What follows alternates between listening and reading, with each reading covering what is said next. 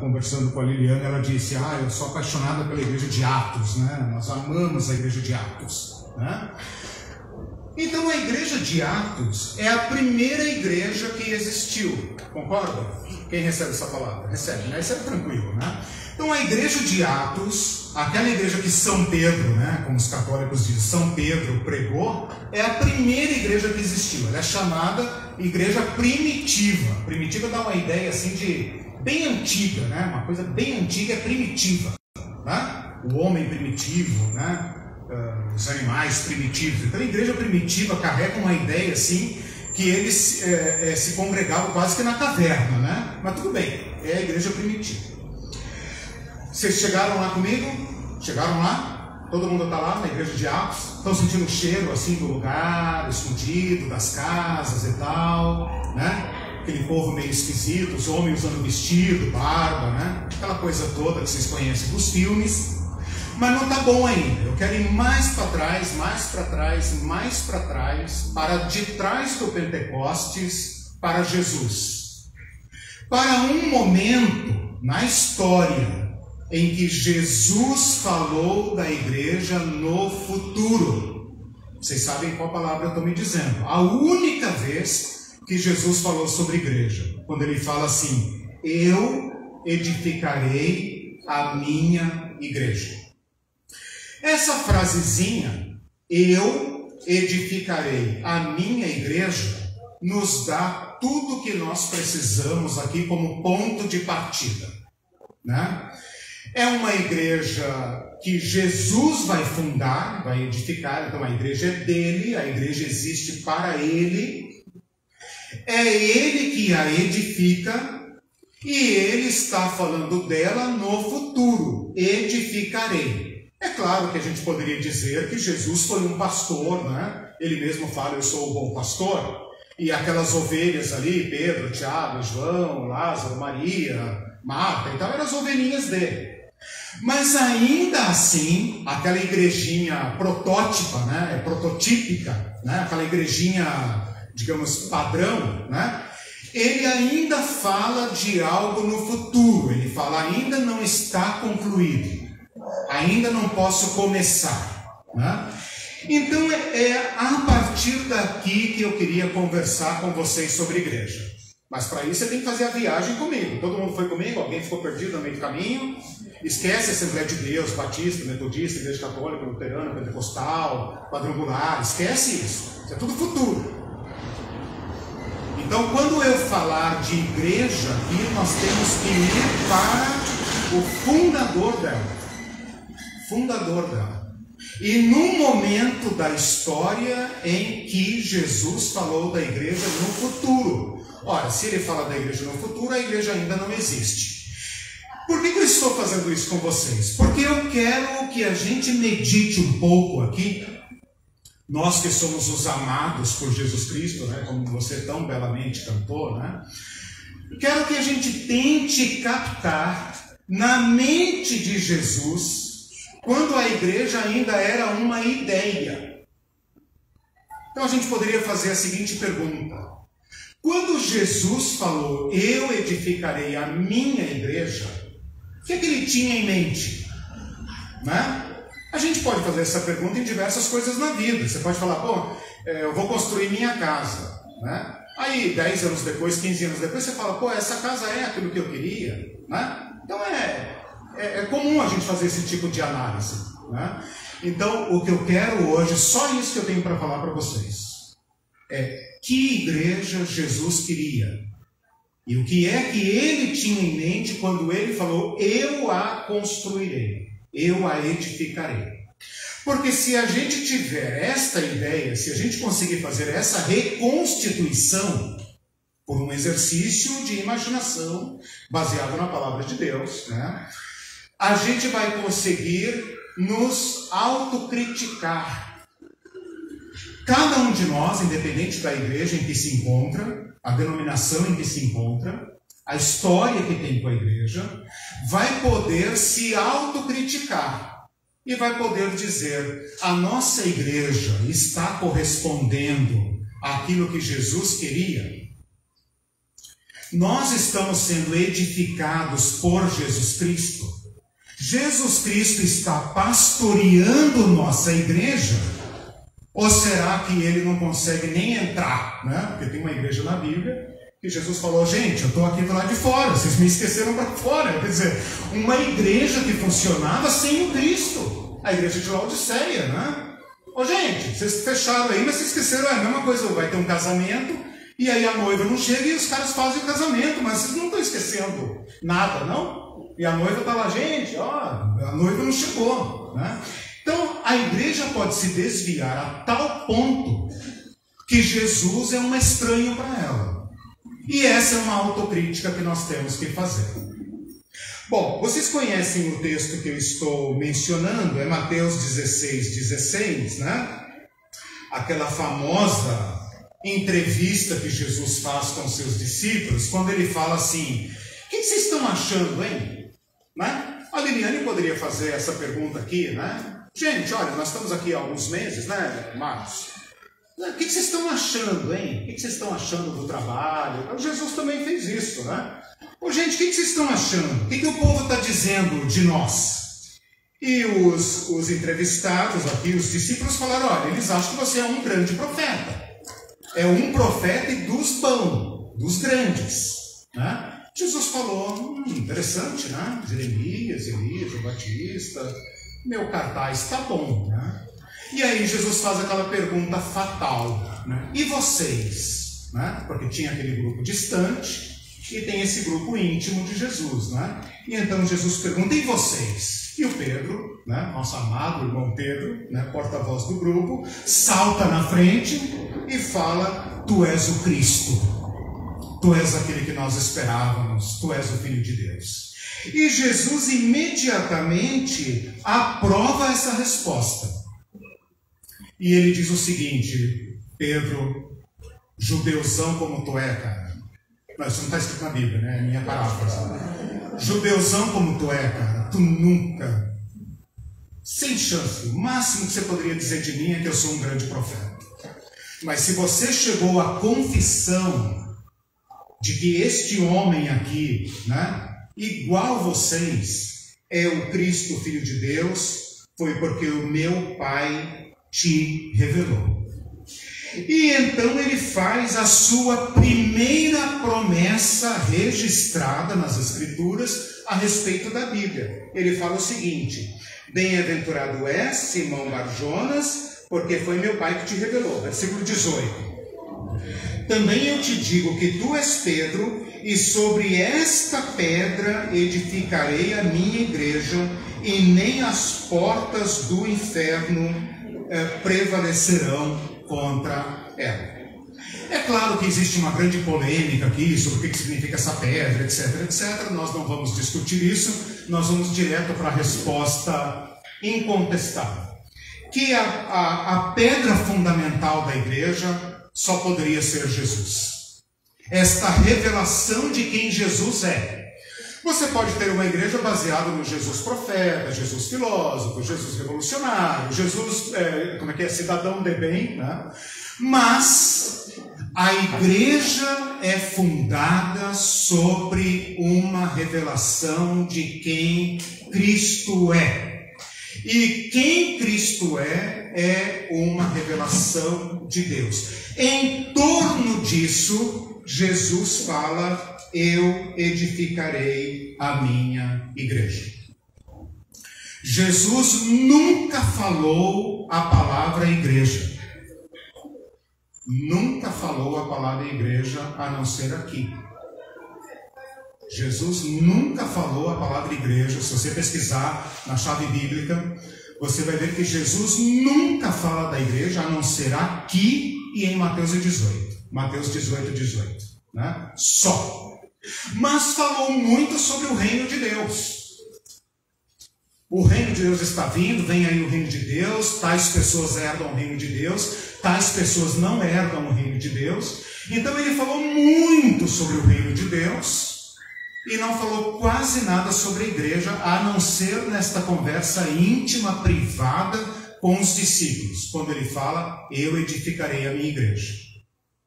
Só para completar esse raciocínio, Quando Jesus morre e ressuscita e vai para o céu, e nós entramos então em Atos, não se fala mais em reino de Deus, e só se fala da igreja. Então aqui tem uma charada que nós precisamos resolver. O que aconteceu? Né? A igreja é a mesma coisa que o reino de Deus, o reino de Deus falhou e a igreja veio no lugar, né? Será que a igreja cumpre os ideais de Deus? Será que os projetos de Deus estão sendo concretizados, realizados com base no que a igreja está fazendo? Essa é uma pergunta que eu vou deixar pendurada, tá? Me lembrem disso, tá? Vocês me lembrem disso para a gente resolver esta equação. Se você pegar uma chave bíblica, né? Chave bíblica, uma concordância bíblica, e pesquisar a palavra igreja, você vai ver 0, Mateus, Marcos, Lucas, João, a partir de Atos é uma enxurrada. Aí só se fala em igreja, até o Apocalipse. E se você inverter a pesquisa e colocar reino de Deus, é o contrário. Jesus só fala do reino de Deus. E depois de Atos, quase não se fala mais em reino de Deus. Vai raleando até sumir. Então nós vamos ter que resolver essa parada aqui, né? Mas isso fica para o final da aula, fica como bônus, né? Eu queria dar prosseguimento. Alguém tem alguma dúvida até agora? Está claro o que eu estou falando? Eu estou tentando ser bem informal, assim, bem à vontade, não estou seguindo nenhum esboço por enquanto, né? Tá bom? Então, me interrompam, tá? Levanta a mão que eu paro, tá bom? É aula, né? Lembra que não é pregação. Se fosse pregação, eu ia fazer a pergunta no final, mas como é aula, você pode me interromper, né? Bom, então fiz essa colocação sobre a igreja, levei vocês lá para os cafundó da Palestina, para vocês visitarem Jesus num tempo em que a igreja ainda é uma ideia, ok?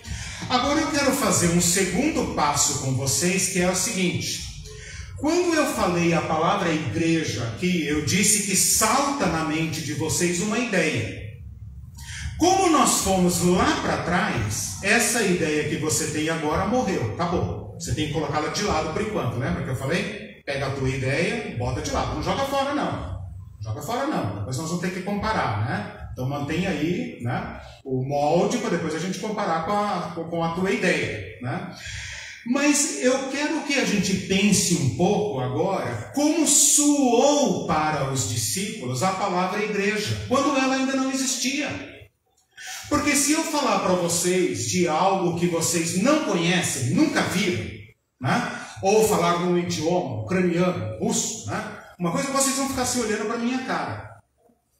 Quando Jesus falou, eu edificarei a minha igreja, o que vocês acham que os discípulos pensaram? Eles ficaram assim, ué, pergunta aí para ele, né? Lembra? Pergunta aí para ele, você que está mais perto aí, né? Igreja, o que é isso, igreja? A resposta é não. Por quê? Porque a palavra igreja já existia. A palavra igreja já existia há séculos, há milênios. A palavra igreja já existia. Então Jesus não está criando uma palavra nova. Ele vai dar um novo sentido a essa palavra, mas a palavra igreja já existia. Então seria a mesma coisa que eu falar aqui uma palavra, por exemplo, garrafa. E todo mundo pensar na garrafa, e eu falar, não, lá de onde eu venho, garrafa é outra coisa. Garrafa é como a gente chama, sei lá, caminhão. Acontece no Brasil, né? Uma palavra mudar completamente. Então a palavra já existia. E aqui agora que eu quero que vocês pensem comigo. Que tipo de igreja já existia quando Jesus falou, vou criar a minha? Ele está falando a minha igreja porque tem as outras dos outros. Por isso ele está falando a minha. E nós aqui queremos ser a igreja de Jesus, a igreja que ele está edificando. Então existiam outras igrejas, certo? Entenderam esse ponto?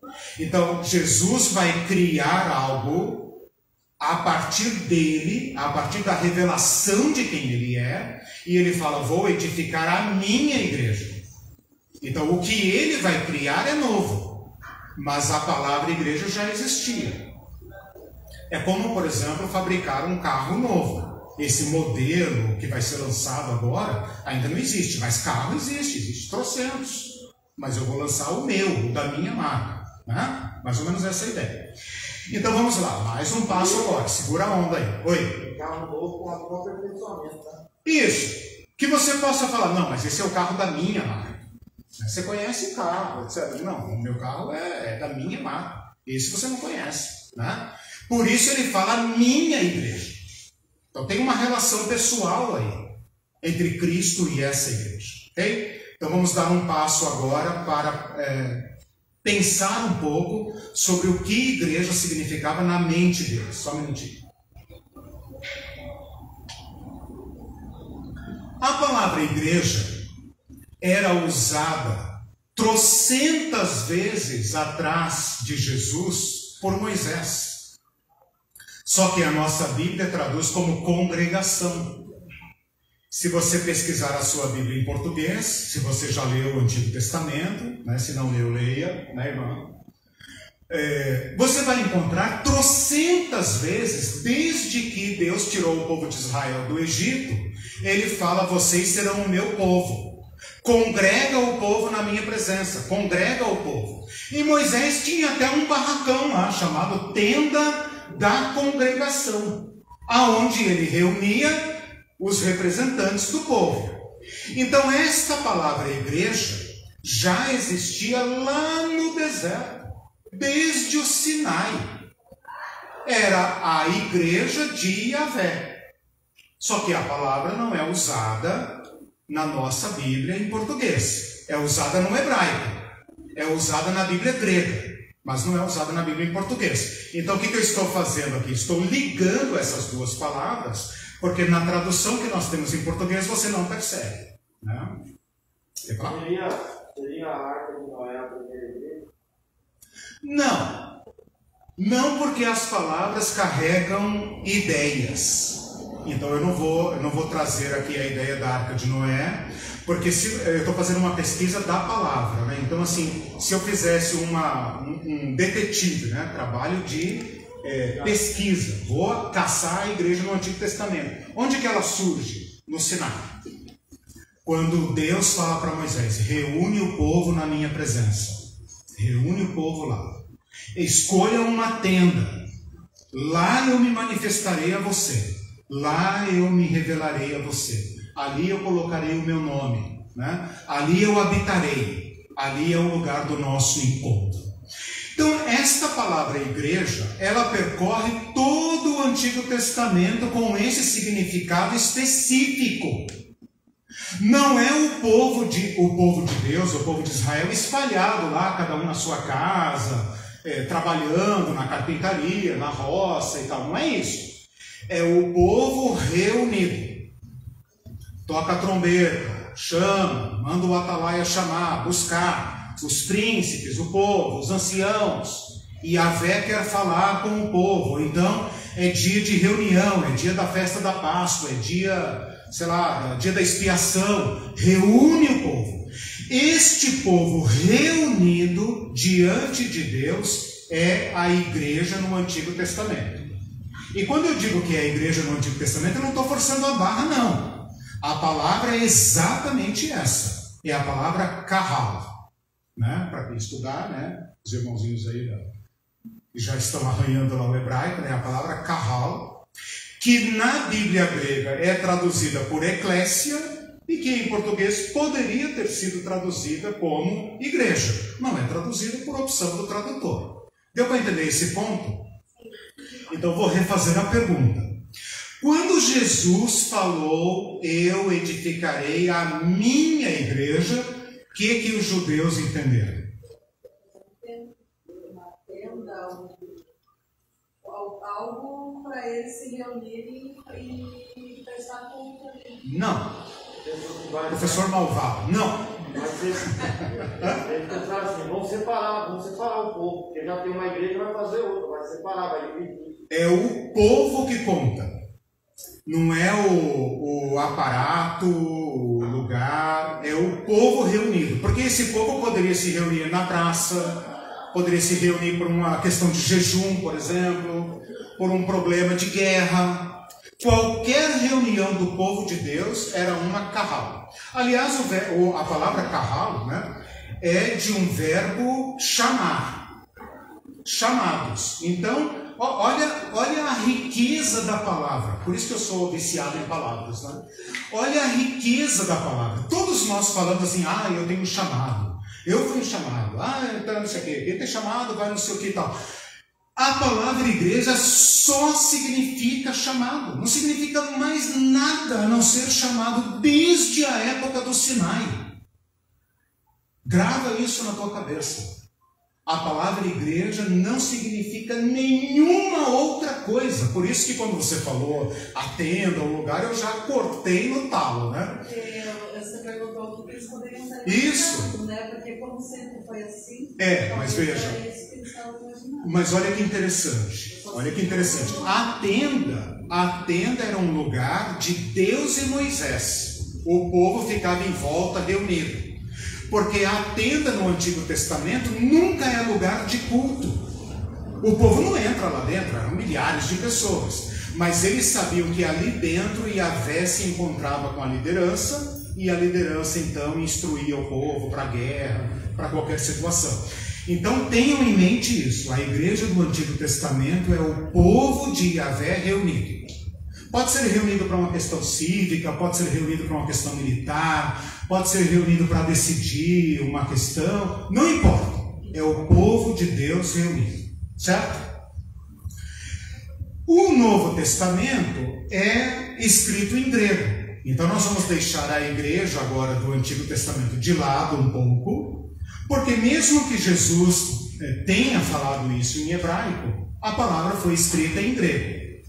E o carinha grego, que não é judeu, que não fala hebraico, não fala aramaico, o carinha grego, que leu isso aqui pela primeira vez em grego, esta palavra também existia na mente dele. Então ele não conhecia a tenda de Yahvé, ele não conhecia a história do deserto, a história do Sinai, não conhecia nada disso.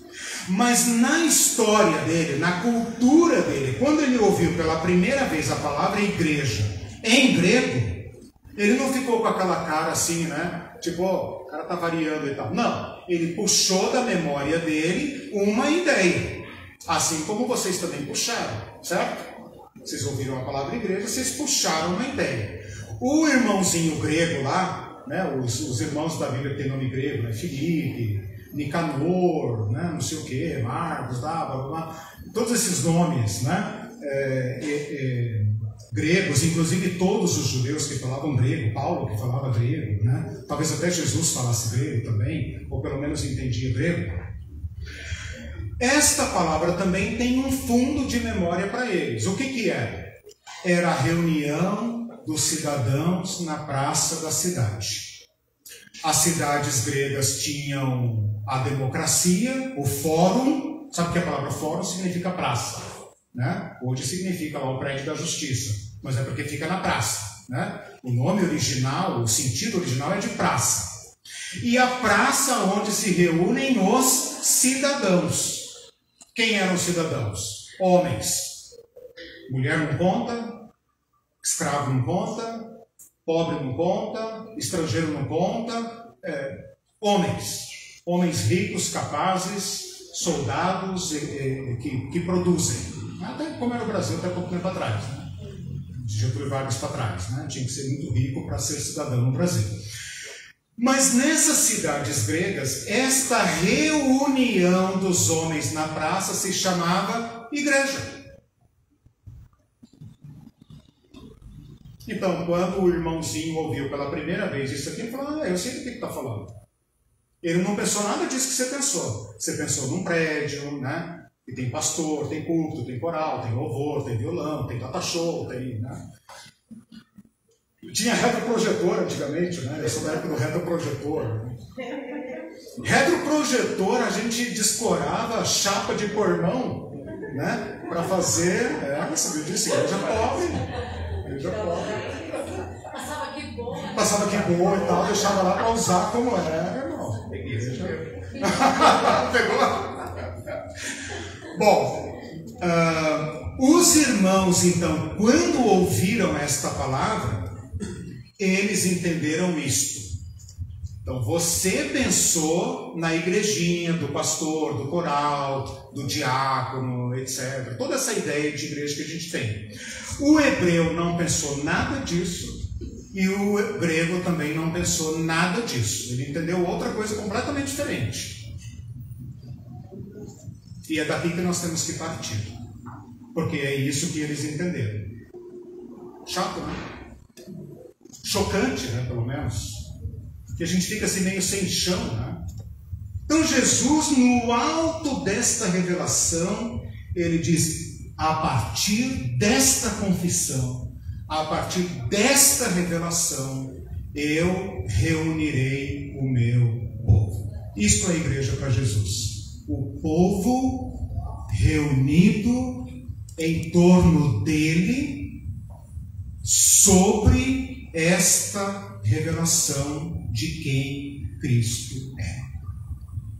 Então a ideia mais original, a ideia mais autêntica, captada lá na mente de Jesus, é esta: o povo de Deus reunido. E significava isso para os judeus? Ó, o povo está chamando lá, está chamando, corre, está chamando, chamando. E tudo correndo, vamos se reunir na praça. O que está acontecendo?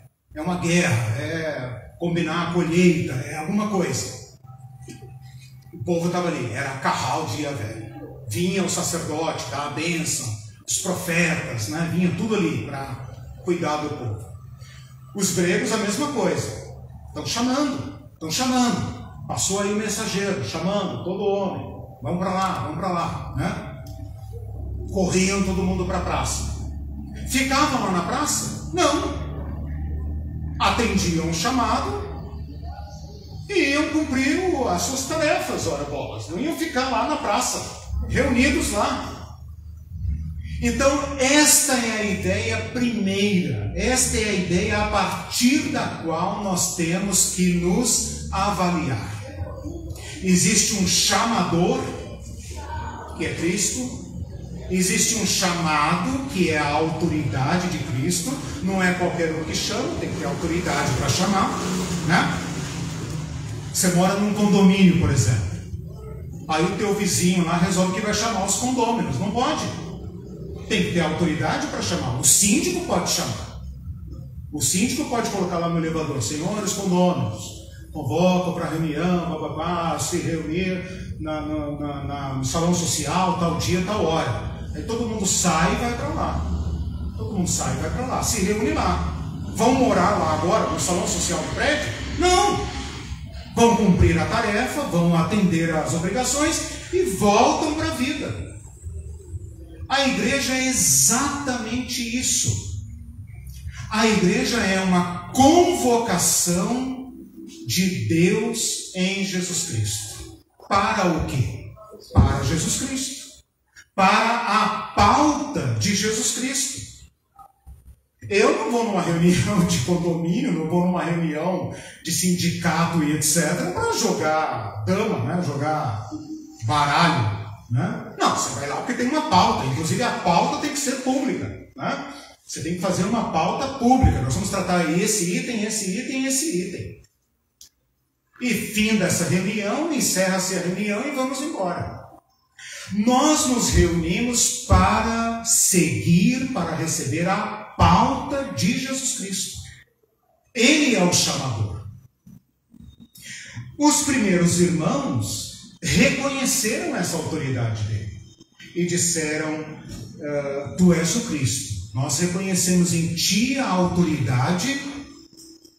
E Jesus então fala: muito bem, é em torno disso que eu então vou edificar a minha própria congregação. Bom, vou dar uma parada aqui antes de avançar. O que eu fui até agora? Eu fui aos dois termos que estão atrás da palavra igreja: a mãe e o pai da igreja. Né? São duas fontes que formam a ideia da igreja. É isso que eu fiz até agora. E fui lá atrás quando a igreja ainda era uma ideia. E não uma ideia de qualquer pessoa, uma ideia do homem que a iniciou. É aqui que nós estamos. Tudo bem até aí? Perguntas, comentários? Não me deixem só. Quando Jesus falou que ele ia, então, estabelecer, né, o órgão da igreja, segundo a sua pessoa, ele também estava, ao mesmo tempo, afrontando o sistema, porque a igreja vinha de uma tal forma, tipo assim, e o sacerdote, às vezes, tinha mais poder do que um rei. Sim. Tinha mais status do que um rei. Tem um preconceito muito grande, por exemplo, quando a pessoa fala assim, eu sou do povo e ele é o sacerdote. Tipo assim, eu não podia ir até o santíssimo lugar, eu não podia ir até o culto aí, porque eu era fumegado, eu era fulminado. É que lá inevitável. Lá em Minas é fumegado. Não, sim. Eu sou filho de menino, rapaz. Entendeu? Olha, perfeita a tua colocação pelo seguinte. Porque a igreja agora é a de Jesus. Existem outras. E a igreja de Jesus inevitavelmente vai defrontar-se com as outras, porque ela tem uma pauta. Jesus bate de frente com o templo. Aliás, foi condenado à morte porque ameaçou o templo. Ele falou, destruirei esse lugar. Destruí esse lugar e eu reconstruirei. E antes de ir embora, ele fala, não vai ficar pedra sobre pedra. Hein? E tem uma coisinha no Evangelho assim, ainda que me dá assim, um certo prazerzinho, né? Que Jesus, quando morreu, quando já estava na cruz preso, que não podia fazer mais nada, o véu do templo se rasga. Parece assim um ato, digamos, final de Jesus. Tipo assim, eu fui embora, mas eu rasguei essa porcaria para mostrar que é uma mentira. E agora esse sistema só tem um destino: não ficará pedra sobre pedra. Agora, a minha igreja, isso é só um detalhe, eu já dou a palavra para vocês. Olha que interessante. A minha igreja foi convocada e eu a mantenho convocada. Eu não a desconvoquei. Seria como uma reunião de condomínio que o síndico falasse assim, ainda não terminei os itens da pauta. Nós nos mantemos em estado de convocação. Guardem isso, estado de convocação. Quem já serviu o exército sabe disso. Vamos pensar agora, por exemplo, na Ucrânia, né? Já te dou a palavra. Vamos pensar agora na Ucrânia, por exemplo.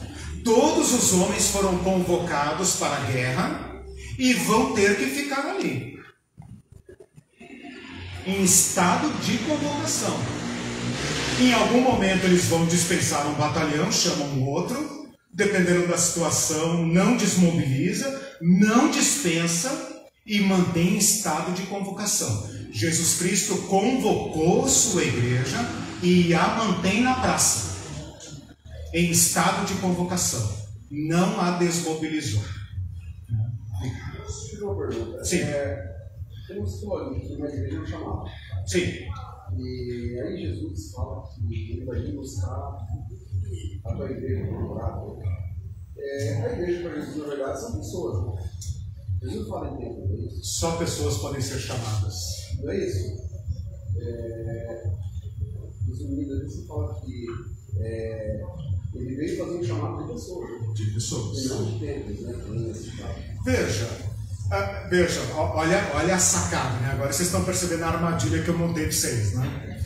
Por isso que eu levei vocês lá para trás, né? Porque lá onde eu levei vocês, lá na época de Jesus, só tem um templo. Só tem um templo. É o de Jerusalém. Deus está ali, não sai dali. E se você não quiser ser fulminado, né, vá lá e siga as regras. Porque se você não for lá, não cumprir as regras, não pagar, não fizer isso, não se submeter às leis, Yahvé te amaldiçoa. Tá ruim, pode ficar pior. Então, quer a bênção de Yahvé, vai no templo. Esses homens se apropriaram da congregação de Yahvé e a transformaram em congregação de ladrões. É isso que Jesus fala. Vocês estão fazendo da casa do meu pai um covil de salteadores. E ele fala, esse sistema não tem salvação, por isso eu edificarei a minha. Agora veja, o que nós chamamos de igreja, templo, lugar como esse daqui, são os aparatos que nós usamos para cumprir o chamado. Nós colocamos a serviço do chamado. Então eu não estou, grava isso, hein? Eu não estou aqui propondo que a gente destrua tudo, porque é tudo, né, do mundo, não é nada disso. Eu estou apenas mostrando onde está a essência, o centro, aquilo que você acabou de falar, são as pessoas. Mas as pessoas vão se reunir na praça, embaixo da árvore, no templo próprio, templo grande, templo com torre, com um sino, 2 andares, alugado, próprio, vai construir, não vai construir, isso é minoritário, isso é secundário. O importante são as pessoas. E mais do que isso, pessoas que atendem o chamado do chamador. A igreja só existe sobre esta revelação e em obediência ao chamador. Por isso euzinho aqui, e minha esposa que está ali não me deixa sozinho nessa, né? Os libertários também acho que vão nessa. Nós não sabemos o que significa desigrejado. Eu não sei o que é desigrejado. Está escrito que Deus não habita em templos feitos por mãos humanas. Significa que qualquer cristão que reconhece a Jesus Cristo como Senhor, que entrega sua vida ao chamado de Jesus Cristo e se une aos outros, porque não existe eu-igreja, não existe eu-igreja. Nós juntos somos o templo do Espírito Santo. Não vem com esse papo que eu sou o templo sozinho, não. Isso é eu-igreja, isso é uma heresia, isso não existe. Nós juntos somos a habitação do Espírito Santo, né? Eu exerço o meu dom e abençoo vocês, vocês exercem o seu dom e me abençoam, né? E cada um vai ajudando uns aos outros e cumprindo o chamado. Então, essa minha explanação é para mostrar o nascedouro da igreja. Lá onde ela estava, Jesus e a ideia, né? O homem em sua ideia. Antes de Pedro, de Paulo, antes de presbítero, diácono, assistente social, antes de tudo. E Jesus pode parecer irresponsável, né? Porque ele poderia ter falado assim, como é que a gente se organiza? Não falou nada. Ele falou, amem-se uns aos outros, obedeçam os mandamentos, temam a Deus, deem testemunho e chispa daqui. Sumam daqui. O vento vai levá-los para o mundo inteiro. Nós ficamos em Jerusalém? Não. Sumam daqui. Na minha linguagem. Ele falou de modo mais elegante e tal. Espera aí só um pouquinho que a minha esposa levantou a mão. Você, revisando, você falou que no Velho Testamento a palavra usada é congregação, mas no Novo Testamento existia uma palavra, religião, na religião judaica, existia uma palavra chamada sinagoga. Isso. E eu queria saber se Jesus usou essa palavra sinagoga para a igreja ou não. Gente, isso é muito importante, prestem atenção. Isso é muito importante. Jesus poderia, eu até arriscaria dizer, deveria ter usado uma palavra própria para dar concretude, para dar realização ao que ele pretendia fazer. E essa palavra já existia, estava pronta. Você que falou de templo, né? Estava pronta a estrutura. Já tinha sinagogas em cada vila. Era só Jesus passar uma conversa nos rabinos, né? Que os rabinos não gostavam da turma de Jerusalém. ele já tinha uma denominação no império inteiro. Uma denominação, toda cidade que tivesse pelo menos 7 famílias de judeus já tinha uma sinagoga. E às vezes a sinagoga era um prédio como esse, um prédio alugado, escrito lá, sinagoga. Então Jesus tinha a palavra adequada, a estrutura adequada, toda a rede pronta. E aí ele usa uma palavra escandalosamente civil, política, comunitária, não religiosa.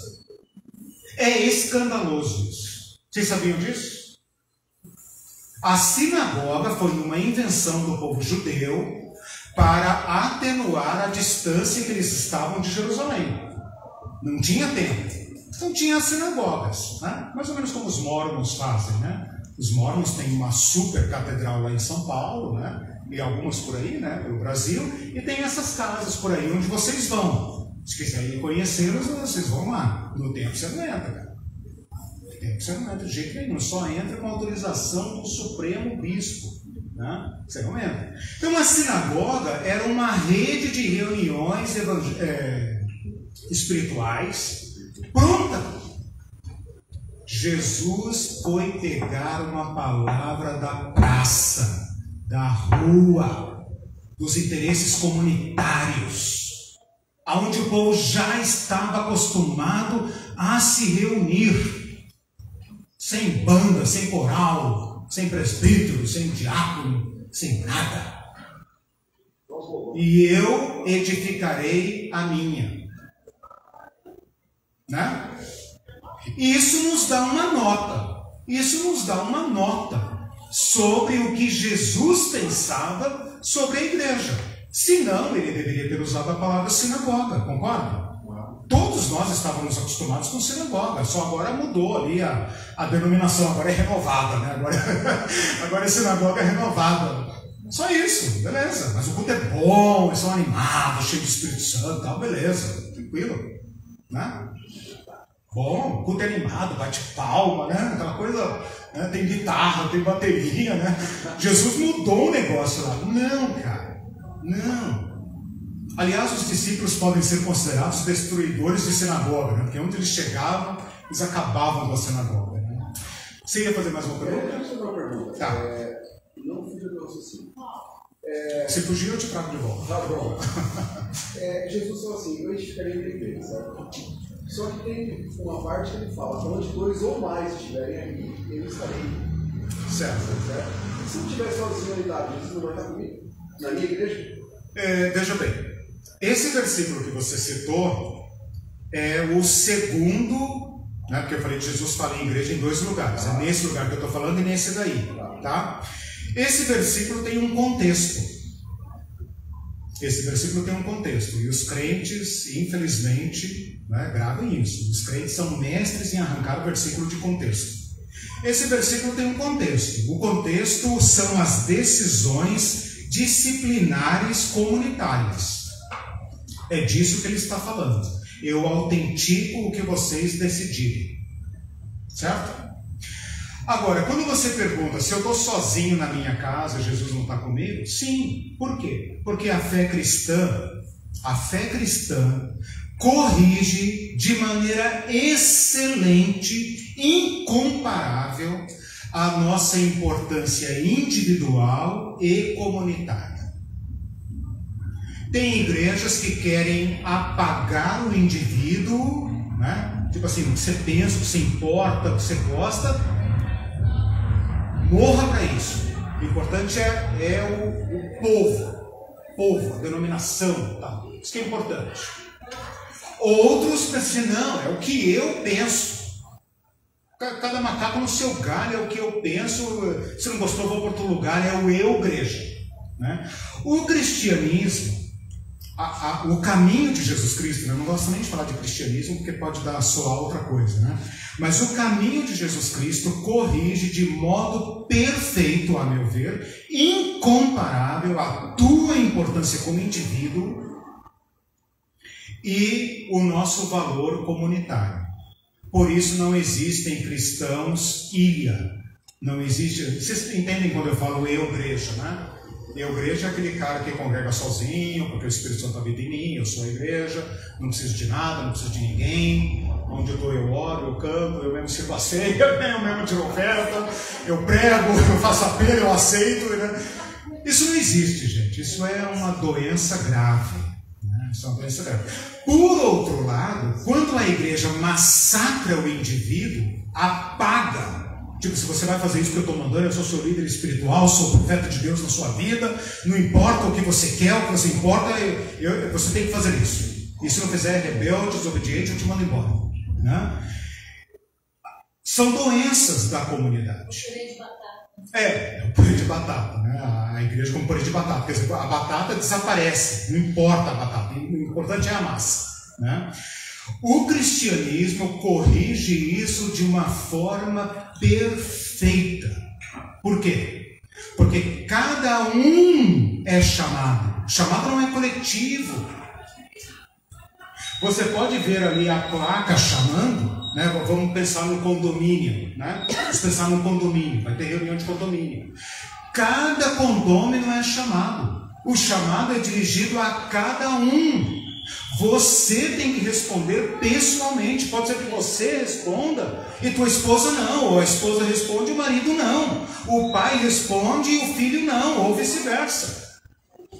O chamado é individual, é você que tem que agora fazer a confissão do apóstolo Pedro, dizendo: tu és o Cristo, eu reconheço tua autoridade sobre a minha vida e o teu poder de me convocar para viver de acordo com o seu caminho. Então ele é individual. Cristo está com você até no fundo do mar, no alto. Lembra do salmista? Se eu descer no inferno, Deus está lá comigo. É isso que ele fala. Se eu for no abismo, está lá comigo. Se eu subir na montanha, está lá comigo. Não tem como escapar de ti. Mas a dinâmica da vida cristã é vivida na mutualidade, na comunidade. Né? Então, cada cristão deve unir-se a uma comunidade, a uma renca de pessoas, né? Renca, né? Mineiro também fala renca, não? Uma renca, né? Uma renca de gente que se sente chamado, que se considera chamados por Jesus Cristo. E é Ele que edifica. Deixa eu só falar essa palavrinha aqui, porque olha só, vocês estão falando em templo, né? É muito difícil, por isso que eu falei que é um exercício de imaginação. É muito difícil pensar em igreja sem a casinha, né? Sem o templo. É difícil, né? Onde é que está a igreja segunda-feira? Terça-feira à tarde, onde é que está a igreja? Está espalhada, né? Não dá para visualizar. Mas a gente precisa do predinho lá, tudo bem. Então a gente pensa na igreja assim. Só que Jesus aqui usa uma palavra, edificar. E essa palavra é estranha, porque a palavra edificar, né? Você que é o homem do concreto, né? A palavra edificar pede um objeto concreto, não é? Você vai edificar, você vai construir, você vai construir, você vai construir. Quando eu digo assim, eu estou construindo, você nem pensa, é uma casa, né? Você fala assim, cara, não vai dar, eu estou construindo. Você nem pergunta, é subentendido, quem constrói uma casa, uma obra, né? Jesus aqui fala, eu edificarei a minha igreja, mas a igreja não é uma casa, a igreja está na praça. Então tem um contrassenso aqui. Aí eu fui no grego e descobri que o grego fala a mesma coisa, não resolveu nada. A palavra é construir, de construir casa mesmo. Aí eu entendi o que ele quis dizer. É o sentido figurado. Eu posso dizer assim, como nós falamos na igreja muitas vezes, né? Eu posso dizer assim, por exemplo, a minha mãe era tão sábia, ela edificava a família. Essa tua palavra me edificou. A gente não fala isso normalmente na igreja, né? Essa música me edificou. É um sentido figurado, porque, né, eu não sou cimento, pedra, areia. É um sentido figurado. Então, eu entendo aqui que nós podemos aplicar essa palavra no sentido figurado para para convocação. Porque olha só, construir é prédio. Assembleia de pessoas é convocação. Então, o edificar é o verbo figurado. Edificar, nesse caso, é um verbo figurado. E o verbo, digamos, real, o verbo correto, seria convocação. Por isso que eu falei que a gente poderia ler esse versículo dessa forma. Eu convocarei a minha igreja e a manterei convocada. É por isso que eu dei o exemplo do exército. Porque uma reunião de condomínio tem que terminar. Né? Tem que terminar. Tem aqueles carinhos encrenqueiros que vai ficar discutindo, né? Mas a gente é de tradição batista, né? Tradição batista resolve tudo em assembleia, daí, né? Alguém propõe o fim da reunião, uma abençoada propõe o fim da reunião, todo mundo, né, concorda, acabou, tem que acabar, né? Às vezes entra por noite adentro lá, mas tem que acabar, né? Todo mundo escapa, né? Todo mundo corre, foge, né? Escapa porque sabe que tem uns irmãos encrenqueiros que vão levar a reunião até 00:30, né? Mas, nesse caso aqui, ficaria melhor a gente pensar numa figura. Tipo assim, Jesus é o comandante, ele está dizendo, eu tenho uma tarefa e eu convoquei todos vocês e eu os mantenho convocados e não dispenso ninguém. E nessa convocação de Jesus, todos devem atender. Homens, mulheres. Por isso a igreja de Jesus Cristo explode o Império Romano. Ela muda o conceito de cidadania. Porque agora nessa mesa de Jesus, né, que vocês fazem aqui, né, essa mesa de Jesus, senta o empresário com o empregado, senta brancos e negros, estrangeiros, nacionais, pobres, ricos, loiros, todo mundo, deficientes físicos, todo mundo, eles se ajudam. E isso acabou com o Império Romano. Tem como perseguir um povo desse? Porque eles estão alicerçados na revelação de quem é o Cristo. E isso muda tudo. Eu quero ir caminhando para o encerramento. Ainda posso, né, ouvir algumas perguntas, né, pastor? Deixa eu ver aqui, 21:20. Né? Assim, eu tenho que espalhar os brinquedos e agora tenho que fechar, porque senão, né, eu deixo muita perturbação na cabeça. Veja, o que eu fiz aqui com vocês? Eu pedi para vocês colocarem de lado a ideia que vocês têm com a igreja. Eu não ignoro que cada um de vocês, assim como eu também, tem uma história com a igreja. Se ela é boa ou ruim, não sei. Né? É a vida de uma família. Né? Tem história com a igreja. Eu pedi para vocês colocarem isso um pouco de lado, para a gente voltar no tempo até Jesus, para entrevistar Jesus cara a cara. Falar, Senhor, um dia o Senhor teve uma ideia e prometeu cumprir. E eu queria entender melhor essa coisa de igreja. E eu queria ouvir aqui da sua boca mesmo. Então é lá que nós fomos. E para facilitar o entendimento, eu mostrei para vocês que Jesus não inventou a igreja. Ele a ressignificou. Ele pegou a igreja dos judeus e falou, tá, mas agora é a minha. Agora são as minhas regras. Pegou a igreja dos gregos e falou, só que aqui a cidadania é diferente, cara. Paulo vai dizer aos Gálatas, né? Em Cristo não há homem, nem judeu, nem preto, nem branco, nem servo, nem livre, nem escravo. Aqui não. Eu não sei se vocês conseguem pensar o poder que há nesta convocação. E como Satã, que também tem as suas convocações, não chama igreja, mas tem as suas convocações, trabalha para embaraçar a igreja, para cegar a igreja, para distrair a igreja, para deixar a igreja bêbada, né? Dispersa, distraída com bobagens, discutindo bobagens. Pode usar cabelo assim, pode usar cabelo assado, faz isso, faz assim, canta assado e tal, e se batem por causa disso, e se mordem, e se bicam, e se devoram uns aos outros, quando Jesus está dizendo o seguinte, Você é amado. Você é aceito. E agora faça isso ao próximo. Ame o teu próximo. Se vocês se amarem uns aos outros, todo mundo conhecerá que Cristo é o Filho de Deus.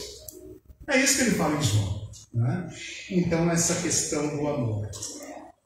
Queria ainda falar para vocês aqui um texto que quase todo mundo interpreta errado, e eu vou propor uma interpretação do contra, porque eu sou do contra, né? É um papel que me cabe, né? Quando ele fala assim, até as portas do... Onde é que está? Versículo 18, né? As portas do inferno não prevalecerão contra ela. Aqui é só uma coisa muito importante, porque os crentes acham que Jesus está falando que a igreja foi chamada para arrombar as portas do inferno e tirar as pessoas de lá de dentro. Aqui tem um probleminha meio sério, né? A palavra inferno aqui não é inferno, é sepultura, é morte. Então tem que apagar o inferninho lá dos demoninhos, dos caldeirões. Não é isso que está escrito aqui. Aqui está escrito cemitério, túmulo, morte. É isso que ele está dizendo. E ele está dizendo o seguinte: se ao me seguir, se ao enfrentar as outras convocações para atender a minha convocação, você correr risco de vida, eu te arranco até de lá de dentro. Porque na ideia das pessoas na época, a morte era como se fosse um abismo com uma porta trancada pelo lado de fora. Entrou, acabou, babau, não tem mais saída.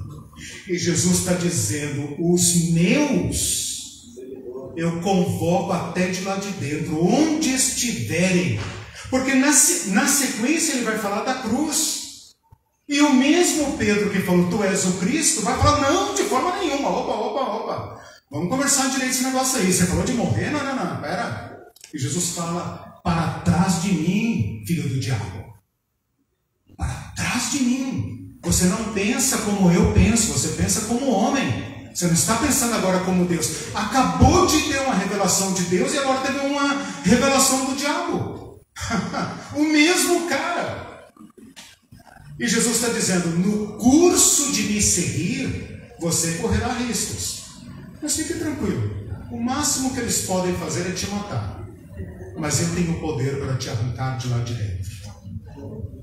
Garantias totais, né? Comparando com as outras convocações, né? A de Cristo tem garantias totais, né? Porque ele garante o máximo. O máximo que podem fazer contra ti é te matar. E ele garante vida, garante propósito, garante sentido. Nós temos que pensar, irmãos, quem está nos convocando na vida? Quem é a voz, ou quem tem a voz que nos chama? Porque pensa, cada um de nós está seguindo um chamado. Da mídia, da sociedade, dos amigos, do pai, da família. Nós somos triturados por trocentos chamados. E todos nós corremos o risco de correr atrás de um chamado e no final estar com os burros na água. E falar, caramba, não era isso que eu queria, cara. Né? Não era isso que eu queria. Então assim, pelo que eu devo correr na vida?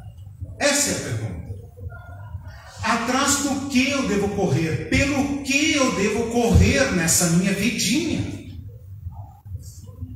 Como eu devo gastar os meus poucos anos de vida?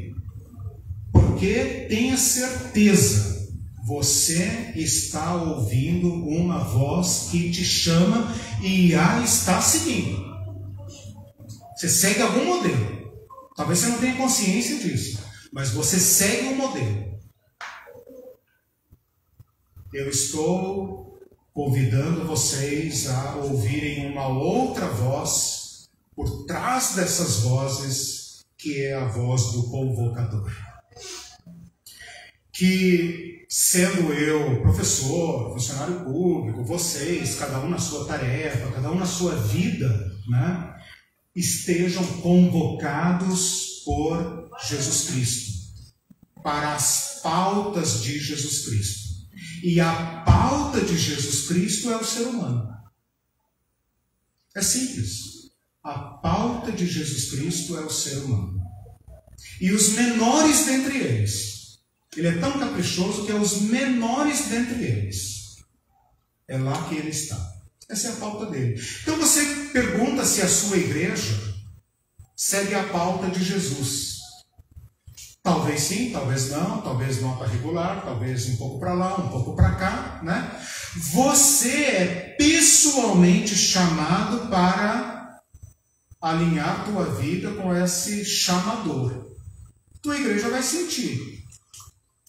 Tua igreja vai sentir. O Espírito Santo vai agir e vai dizer, cara, é por aqui mesmo. O que eu tenho visto ali é por aqui. Entende?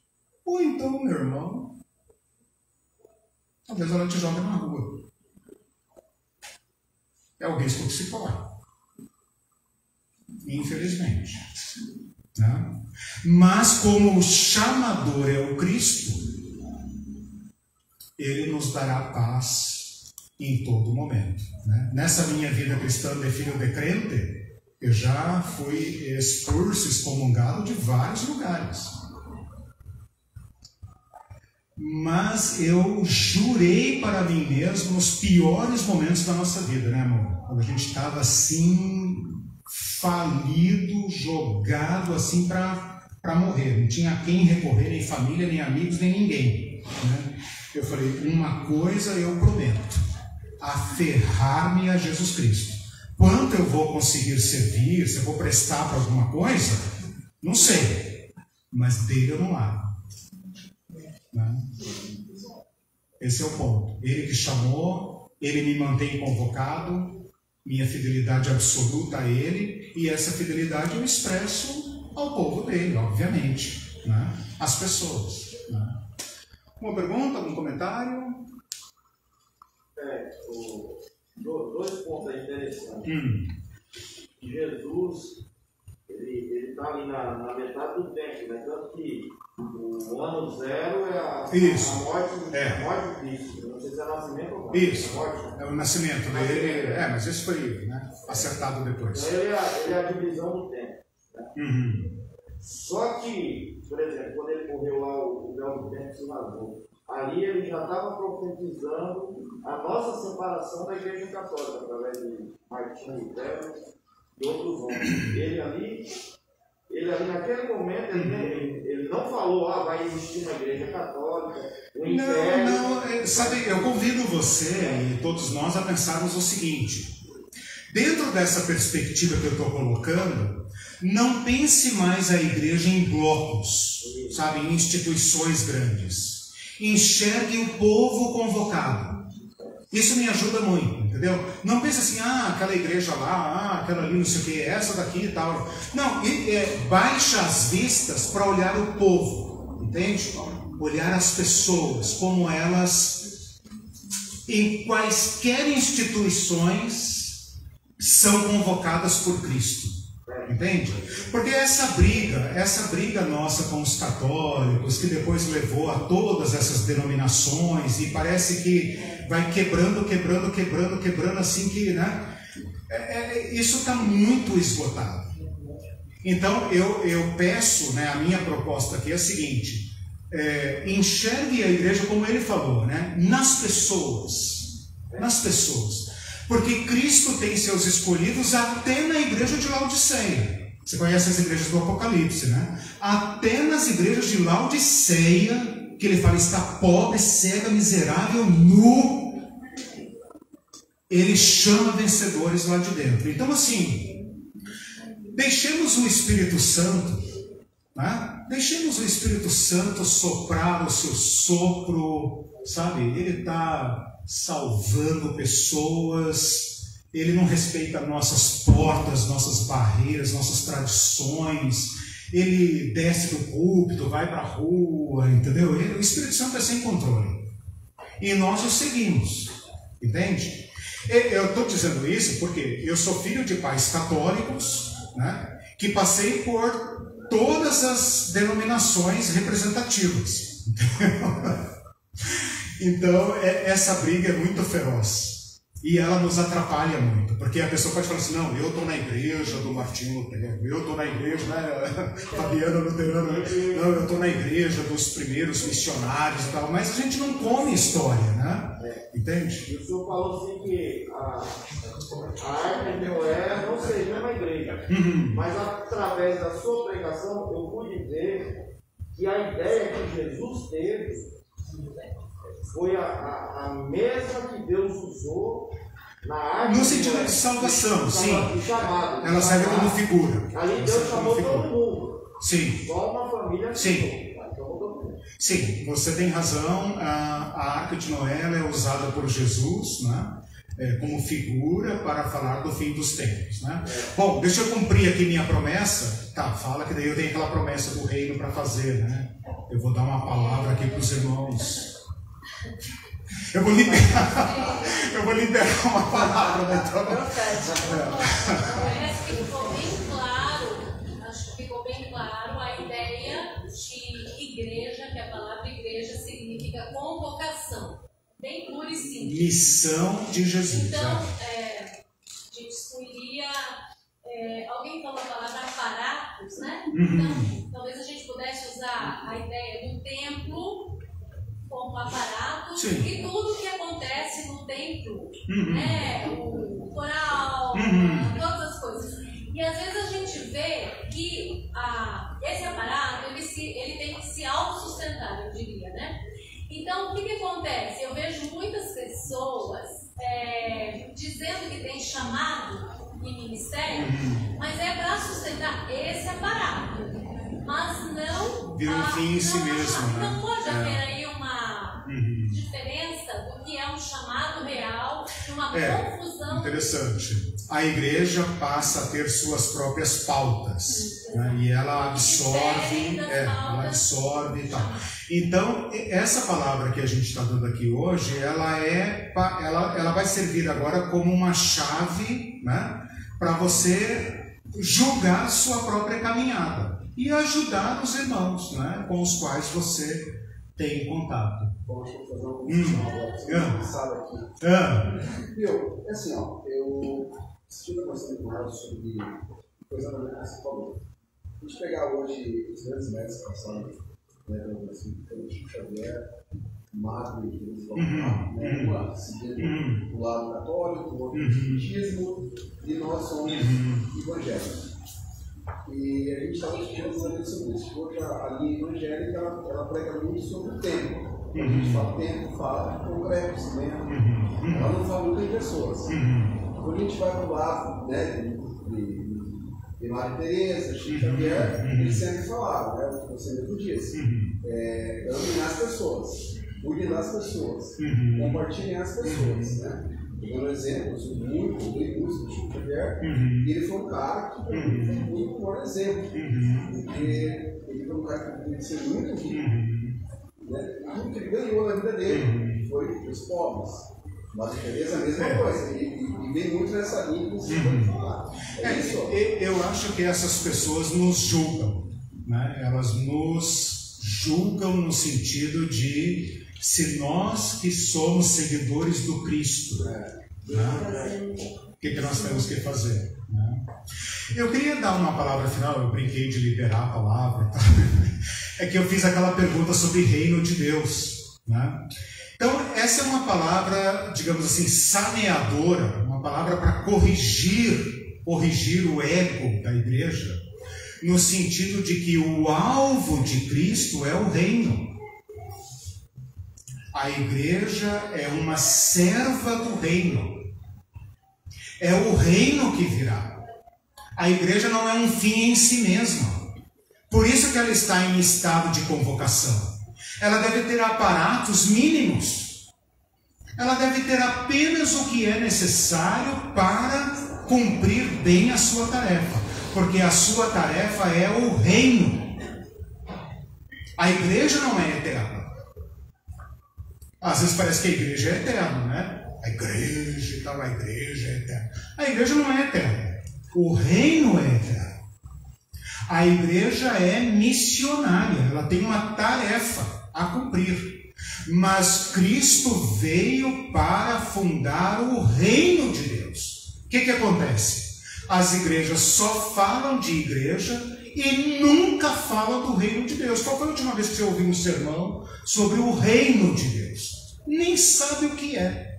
E Jesus deu sua vida para fundar o reino de Deus. E o Apocalipse, todo o futuro prometido é o reino de Deus.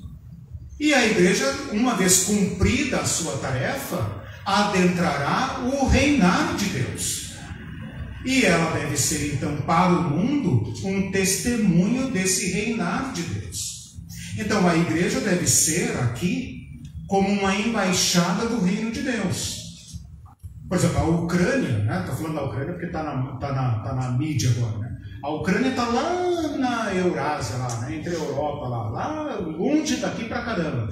Mas aqui em Brasília tem uma embaixada da Ucrânia. E ali é território ucraniano. Território ucraniano.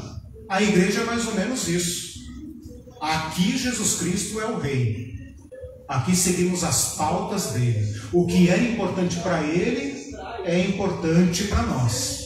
Por isso essa igreja, né, voltou-se para os menores. Porque aqui se replica, aqui se reproduz a mesa de Jesus, os valores de Jesus, o abraço de Jesus, a cura de Jesus, a compaixão de Jesus. Então aqui Jesus reina, é o reino. Quando vocês forem embora daqui, aqui é só um prédio. Mas uma vez reunidos em torno de Cristo, para o trabalho de Cristo, ali está o reinado de Deus. Então a igreja serve ao reino. Ela não é eterna, ela é só uma agência. Uma vez que o reino estiver estabelecido e Cristo tiver completado a sua obra, a igreja desaparecerá. Né? E a gente vive como se a igreja fosse eterna, as catedrais e tal. Não é. É só um grupamento, é que nem o batalhão do exército, né? É só existe para cumprir uma tarefa. Uma vez cumprida a tarefa, libera a turma, né? Pastor, e a questão que os irmãos falaram aqui, quando se fala em chamado de Jesus Cristo, religião e religiosidade, não tem nada a ver com o chamado de Jesus. Não. Porque aí entra o que a pastora falou. Muito cantor vai lá na primeira cantar. Sim, chamado, exato. Aí vai lá e fala assim, ó, você não fez nada. Eu canto, eu prego, eu. Essa é a briga constante dele. Aí, são as pautas da igreja, né? Que o senhor pregou. São as pautas da igreja.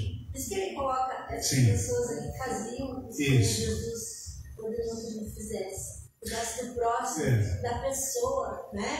Do irmão que está do meu lado, daquele que eu não conheço. Eu desafio. Mas hoje, pastor, hoje, o que a gente vê? Religiosidade. Exato. É o modo mais cômodo. É o modo mais cômodo de ser igreja. Transformar a igreja num ritual, numa religião, aí beleza, todo mundo fica confortável, né? Tranquilo. Pode até esquecer Jesus do lado de fora, lembra? Que eu falei da Laodiceia. Na porta lá, ele já chama de diácono. Não, ele é cliente, a igreja é cliente, você paga mensalidade, tem direitos e tudo mais, né? Eu desafio vocês a ouvirem o Cristo chamando-os. Não tem chamado e deschamados. A igreja às vezes fala isso, né? E quem aqui tem um chamado e tal? Todos. Amém. Todos têm um chamado. Não existe chamado e não chamado, né? Todos são chamados, todos fazem a igreja ser. Então eu desafio vocês a ouvirem pessoalmente esse chamado, dedicarem a vida a esse chamado, jurar diante de Deus, como eu e minha esposa juramos, nós não paramos. Pode botar para baixo, para cima, para o lado, para lá, pisar, não para. Porque aquele que me chamou é fiel e justo para cumprir em mim e através de mim aquilo que ele definiu. E eu coloquei minha vida a serviço dele. Cada um de nós fazendo isso, fazemos a igreja. E aí a ideia de Jesus se visualiza. Os outros poderão ver. Vejam como se amam. As pessoas devem falar aqui em volta, vamos ali tem uns crentes. Né? Ali tem uns crentes, ali ninguém passa fome, ali, né? É isso. Simples assim.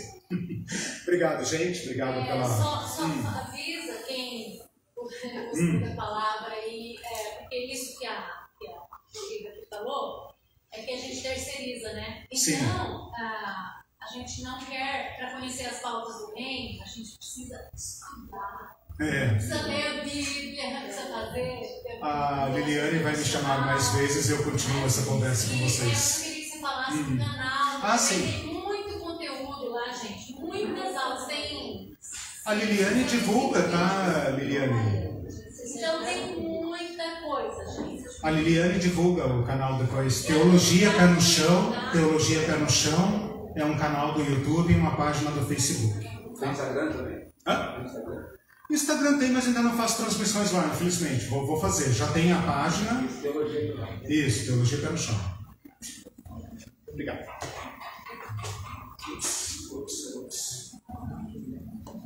Maravilha, temos uma missão. Amém? Amém. Amanhã estamos aqui. 8h30 da manhã para a nossa missão. Amém?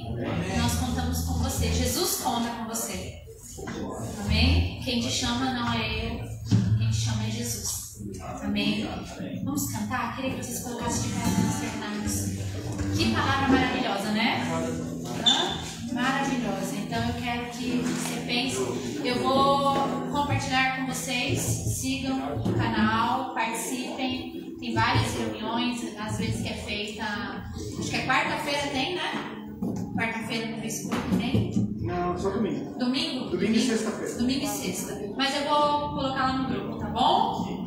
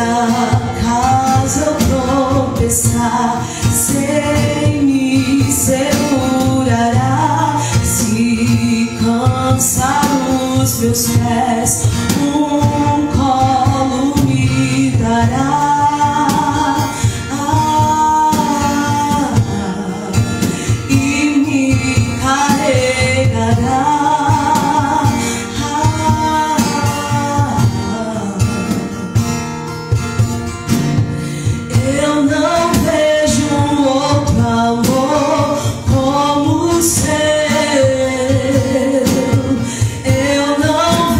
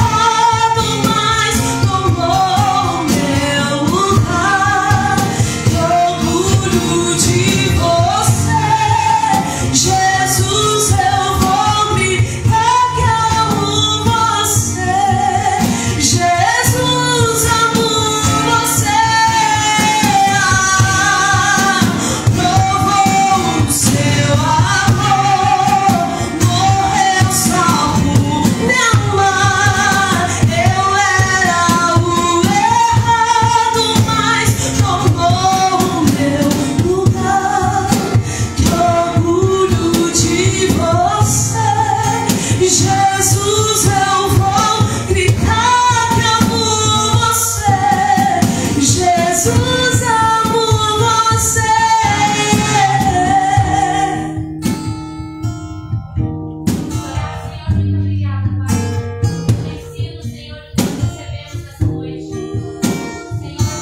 Nós